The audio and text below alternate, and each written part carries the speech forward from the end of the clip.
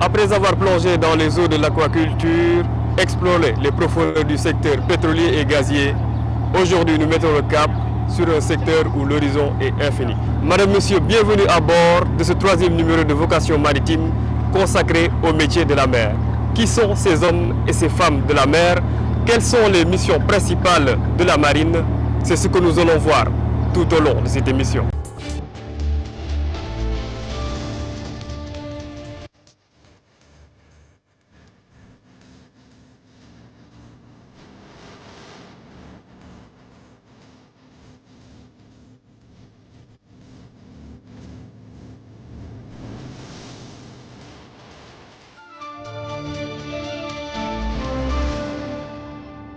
Pour commencer, intéressons-nous aux missions de la Marine nationale. Sécurité des eaux territoriales, assistance en mer, surveillance. Voici un aperçu du quotidien des marins. La Marine nationale n'est pas seulement une marine de guerre. Elle constitue à la fois une force de défense en tant que composante des forces armées et un acteur majeur de la sécurité maritime. Ses missions, assurer l'action de l'État en mer et la défense maritime du territoire, notamment face à des problématiques telles que la pêche illégale non déclarée et non réglementée, les trafics illicites par voie maritime, l'immigration irrégulière, le sauvetage en mer ou encore la lutte contre la pollution. Aujourd'hui, ces menaces s'ajoutent aux risques liés à l'exploitation des hydrocarbures en mer, au volume croissant du trafic maritime autour des ports et des installations offshore, ainsi qu'aux intentions malveillantes que ces activités peuvent susciter. Être marin, c'est avant tout une question de vocation, mais également de formation. Alors, comment intègre-t-on l'école de la Marine nationale? Le commandant Abdou Aziz Sy nous en parle. Situé dans l'enceinte du camp général Mountaga Diallo de Bel-Air. Donc, l'école de la Marine nationale a été créée par le décret numéro 2019-2097 du 16 décembre 2019 et inaugurée le 13 juin 2022 par son Excellence, Monsieur le Président de la République. Donc, elle a pour vocation d'assurer la formation et le perfectionnement le personnel officiers mariniers et militaires du rang dans toutes les spécialités de la marine.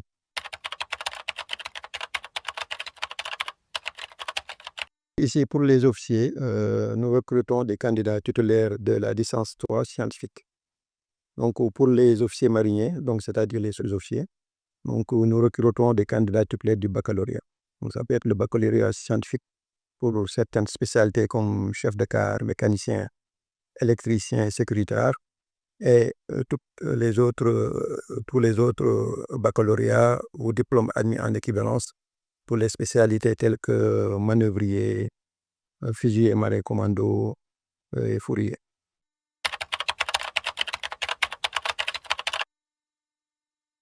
Donc pour les officiers, après le recrutement, ils effectuent 2 années de formation à l'École nationale des officiers d'actifs.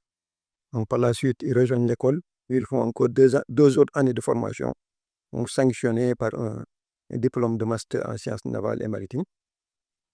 Donc les officiers mariniers, eux, ils effectuent toutes leurs 2 années de formation ici à l'école de la marine.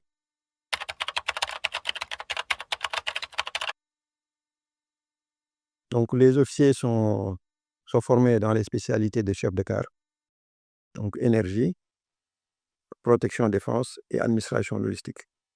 Donc les officiers mariniers, eux, sont formés dans les spécialités de chef de quart, électricien, mécanicien, sécuritaire, manœuvrier, transmetteur, plongeur, maître d'hôtel, cuisine embarquée, etc.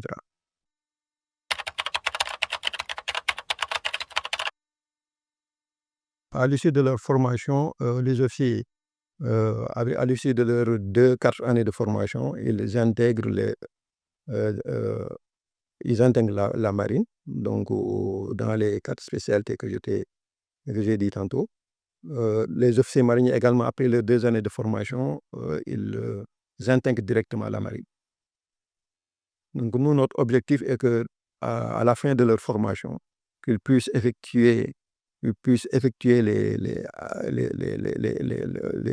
les fonctions qui leur sont assignées, aussi bien à bord des unités navales comme les unités à terre.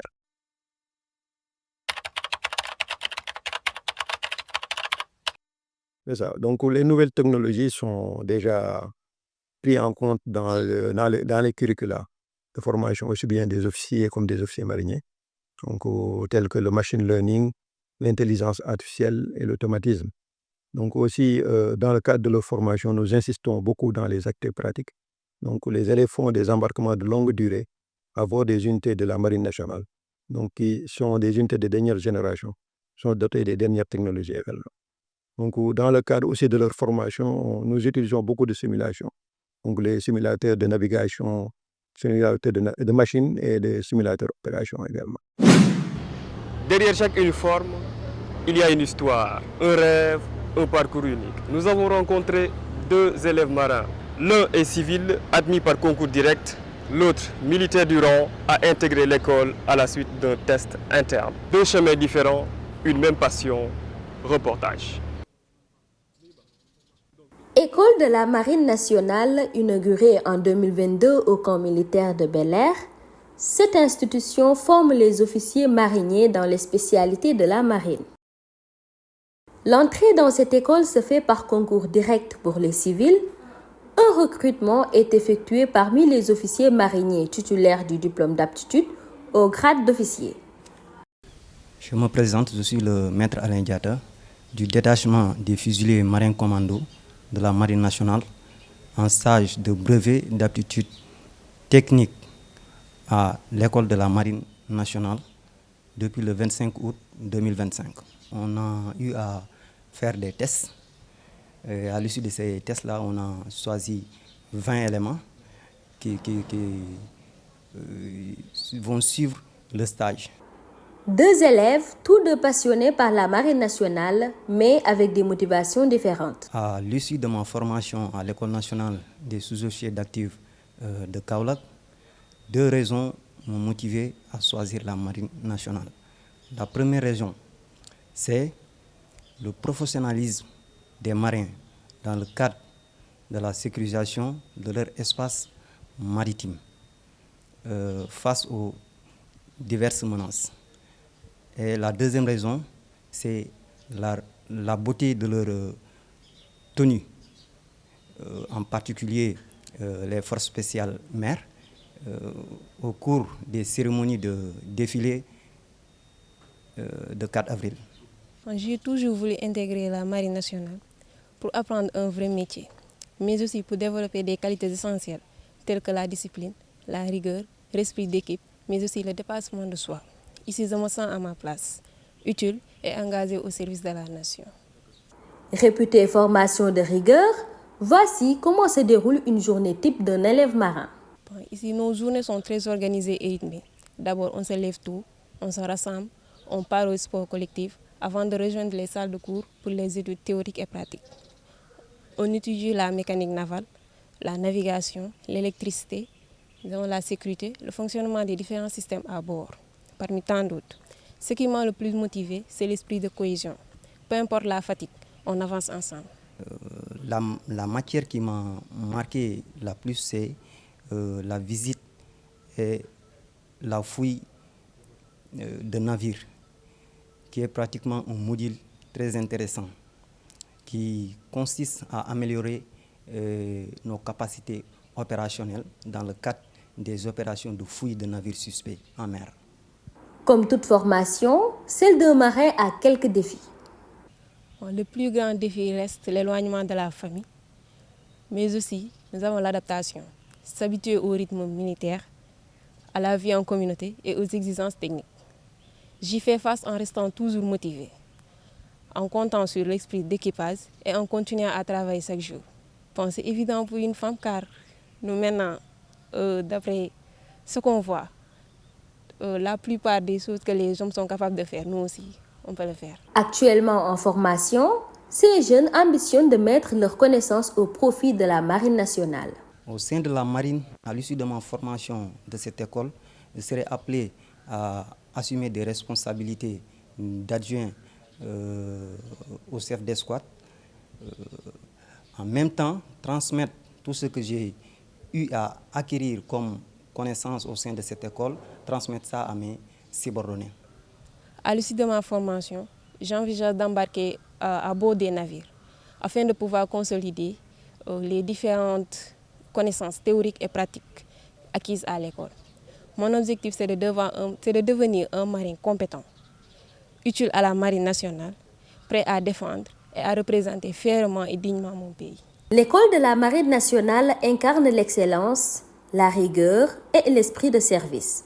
En formant la relève des forces navales sénégalaises, elle prépare une génération déterminée à défendre les intérêts maritimes du Sénégal avec compétence, courage et dévouement. Et parce que la formation de marin est aussi pratique, nous avons fait une immersion dans la salle de travaux pratiques mécaniques. Au programme, moteur de navire, système de propulsion, entretien, comment fonctionne un moteur de bateau et comment les élèves apprennent-ils à le maîtriser. Découvrons-le ensemble.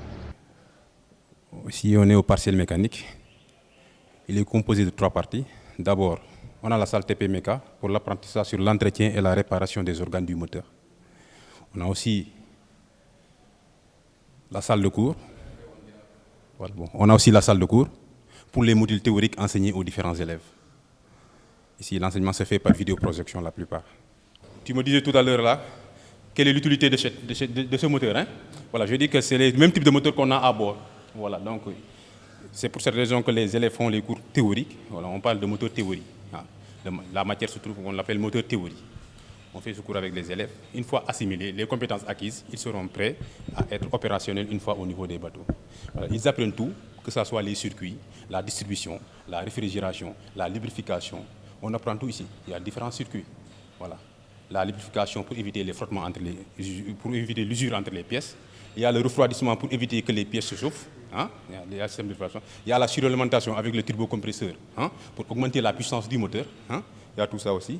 Il y a le graissage. Hein? Fait le plan de graissage pour éviter la rouille et consoler la corrosion. Avant de fermer cette émission, faisons escale du côté de l'actualité maritime du mois d'octobre.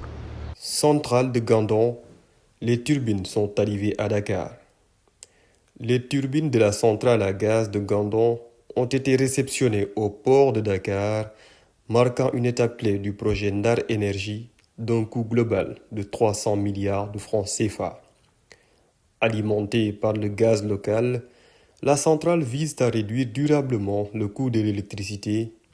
La mise en service est prévue en 2026. Baisse prochaine des prix de l'énergie au Sénégal. Le Premier ministre Ousmane Sonko a annoncé le 28 octobre lors de l'installation du comité de pilotage du pacte social pour une croissance inclusive durable une baisse prochaine des prix de l'électricité, du gaz et des carburants. Cette mesure vise à alléger le coût de la vie des ménages. Hydrocarbures, 76 milliards de francs CFA de recettes attendues en 2026. Selon le document de programmation budgétaire économique pluriannuel 2026-2028, le Sénégal prévoit 309 milliards de francs CFA de recettes issues des hydrocarbures sur 3 ans, dont 76 milliards dès 2026. Malgré une production record à Sangomar, les revenus de l'État restent modestes face aux profits des opérateurs étrangers. Aquaculture, le Sénégal prend la tête du réseau africain Rafaqua. Le Sénégal a été élu président du Rafaqua, le réseau africain pour la promotion de l'aquaculture, lors d'un atelier tenu à Tanger. Conduite par le docteur Sambaka, la délégation sénégalaise a consolidé le leadership du pays dans le développement durable de l'aquaculture africaine. Madame, Monsieur, c'est la fin de cette émission. Merci de l'avoir suivi. Rendez-vous dans un mois avec un autre métier à découvrir dans votre chaîne Offshore.